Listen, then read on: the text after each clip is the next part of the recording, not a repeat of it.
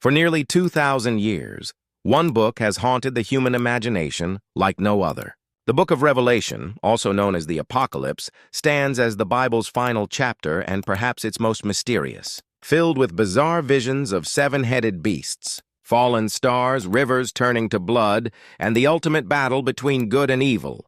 This ancient text has inspired countless interpretations, sparked religious movements, and even influenced world events. But what does it really mean? And why does it continue to terrify and fascinate us in equal measure?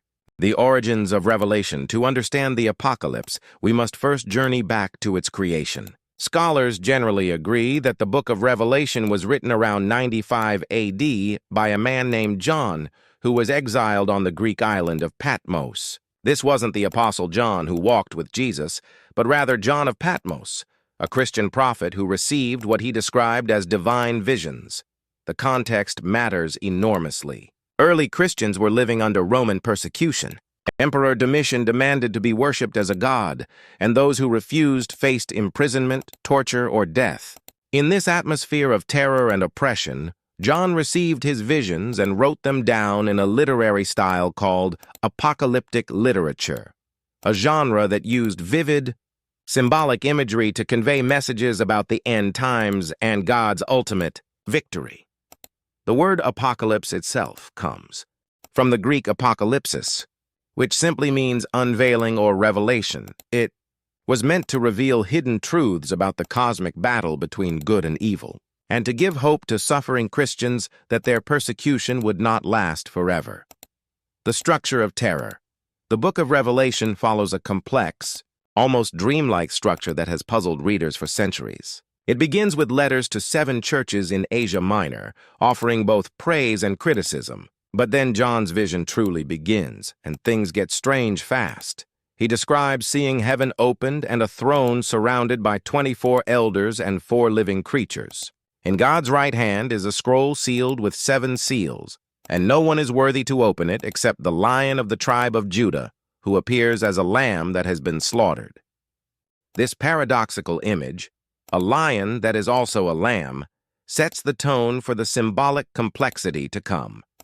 As each seal is opened, catastrophes unfold on earth. The famous 4 horsemen of the apocalypse ride forth: conquest on a white horse, war on a red horse, famine on a black horse, and death on a pale horse. These riders have become cultural icons, representing the great calamities that can befall humanity. But the seals are just the beginning. After them come 7 trumpets, each announcing new disasters: hail and fire mixed with blood, a burning mountain thrown into the sea, a star called wormwood poisoning the waters, and the sun and moon darkened. Then come 7 bowls of God's wrath, pouring out plagues that echo the plagues of Egypt from the Old Testament. The beast and the number 66. Perhaps no element of Revelation has captured the popular imagination quite like the beast and its infamous number, 6666. John describes a beast rising from the sea with 7 heads and 10 horns, bearing blasphemous names. This beast receives power from a dragon, identified as Satan, and wages war against God's people. Then comes one of the most analyzed passages in all of Scripture. This calls for wisdom. Let the person who has insight calculate the number of the beast, for it is the number of a man. That number is 6666. Throughout history, people have tried to identify the beast with various historical figures. Many scholars believe that for John's original audience, 666 was a coded reference to Emperor Nero, whose name in Hebrew numerology, where letters have numerical values, adds up to 666. This would make sense given the persecution Christians faced under Roman rule. But the ambiguity of the prophecy has allowed every generation to project their own fears onto it. People have claimed 666 identifies Napoleon, Hitler, various popes, political leaders, and even modern technology like barcodes and computer chips. The number has become a cultural shorthand for ultimate evil, appearing in countless horror movies, heavy metal albums, and conspiracy theories. Babylon the Great and the Whore, Another terrifying image in Revelation is the whore of Babylon, a woman sitting on a scarlet beast, drunk on the blood of saints and martyrs. She represents a city called Babylon the Great, which rules over the kings of the earth with luxury and corruption. For John's readers, this was almost certainly a coded reference to Rome itself. Just as the ancient Babylon had destroyed Jerusalem and the first temple in the Old Testament, Rome had destroyed the Second Temple in 70 AD, just 25 years before Revelation was written. The symbolism would have been crystal clear. Rome was the new Babylon, the great enemy of God's people. The prophecy describes Babylon's fall in vivid detail. Merchants and kings weep as the great city burns, mourning the loss of their wealth and power. But heaven rejoices at the destruction of the oppressor. This reversal of fortunes, where the mighty fall and the persecuted are vindicated, is central to Revelation's message. Armageddon. The final battle, the word Armageddon has become synonymous with the end of the world. But in Revelation, it's actually a specific place, Har Megiddo, or the mountain of Megiddo in Israel.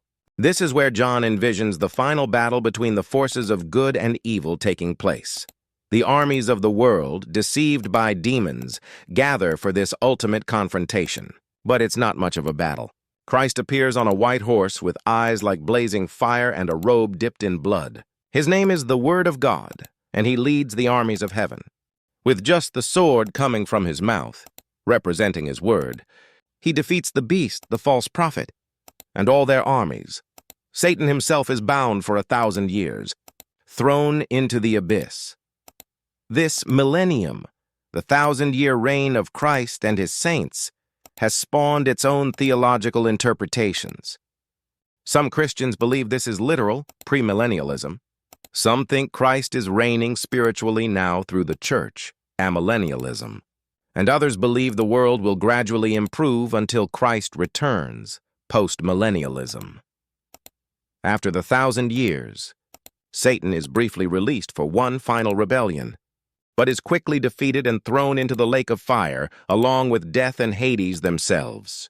The great judgment then occurs, where all the dead are judged according to their deeds. The New Jerusalem, hope beyond terror, after all the terror and destruction. Revelation ends with a vision of hope so beautiful it has inspired artists, poets, and theologians for 2 millennia. John sees a new heaven and a new earth, and a holy city, the New Jerusalem, descending from heaven like a bride beautifully dressed for her husband. This city is described in stunning detail: walls of jasper, streets of pure gold, gates of pearl, and foundations decorated with precious stones. It's a perfect cube, measuring 12,000 stadia on each side, about 2,400 miles, with the glory of God illuminating it so that it needs no sun or moon. Most importantly, God himself dwells with his people. He will wipe every tear from their eyes, John writes. There will be no more death or mourning or crying or pain, for the old order of things has passed away. A river flows from God's throne, lined with trees bearing fruit year-round, echoing the Garden of Eden and suggesting that humanity has finally come full circle, returning to paradise. But this is paradise restored and improved, where the curse of sin is finally lifted. Why does Revelation terrify us? The book of Revelation continues to terrify modern readers for several reasons. First, its imagery is genuinely nightmarish. Creatures covered in eyes, stars falling from the sky, a third of humanity killed by plagues. These visions tap into primal fears of chaos, destruction, and loss of control. Second, its ambiguity allows every generation to see their own fears reflected in it. Are the locusts from the bottomless pit describing ancient warfare, modern helicopters, or something yet to come? Is the mark of the beast a tattoo, a microchip, or a metaphor for economic control? The text's mysterious nature means it can be endlessly reinterpreted. Third, Revelation taps into our anxiety about the future. Humans are pattern-seeking creatures who want to know what's coming. The idea that history has a predetermined end, and that it might come violently, is both terrifying and oddly comforting. At least it means there's a plan, even if that plan includes suffering.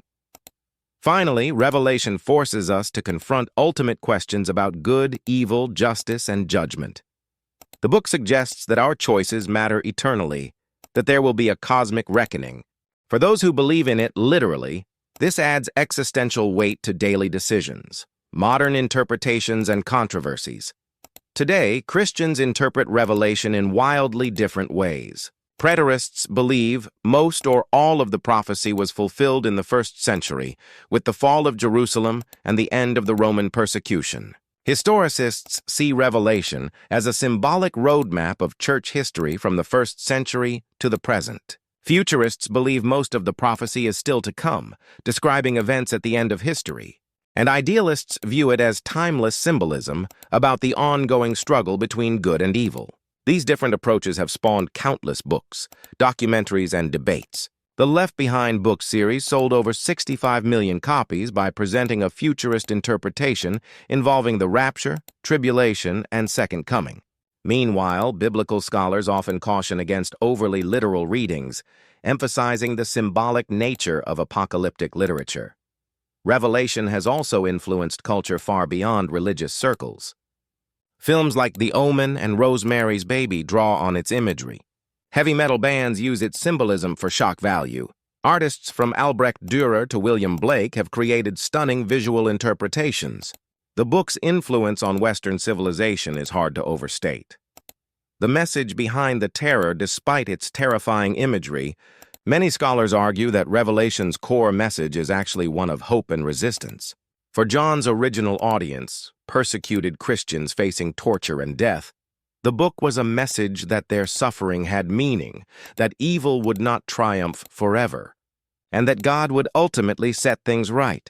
The beast demanding worship and controlling commerce was the Roman Empire forcing emperor worship. The mark of the beast was participation in the imperial cult. The message was, don't give in, don't compromise, remain faithful even unto death, because God will vindicate you. In this reading, Revelation isn't primarily about predicting the future. It's about encouraging faithfulness in the present, whatever the cost. The victory is already assured. The Lamb has triumphed. The question is whether believers will remain faithful until that victory is fully revealed. Living with Apocalypse 2,000 years after it was written, the Apocalypse of John continues to shape how millions of people see the world. Some scan current events for signs of the end times. Others find in it a call to social justice. God will overthrow oppressive empires and wipe away every tear. Still others see it as a beautiful symbolic poem about God's ultimate triumph over evil. What's clear is that Revelation speaks to something deep in the human psyche. Our need for justice, our fear of chaos, our hope for redemption, and our desire to believe that history is moving toward a purpose. Whether you read it literally or symbolically, as prophecy or poetry, the Apocalypse forces us to grapple with the biggest questions of existence. Perhaps that's why this strange, violent, beautiful book continues to fascinate us. In an uncertain world, it offers certainty. In the face of injustice, it promises judgment. In the midst of suffering, it gives hope. And after all the terror and destruction, it ends with a vision of perfect peace, a new creation, where God and humanity dwell together forever, and there is no more pain. The Apocalypse isn't just about the end of the world. It's about the end of a world, the world of sin, suffering, and death, and the beginning of something new. And that, perhaps, is why humanity's most terrifying prophecy is also, in the end, our most hopeful.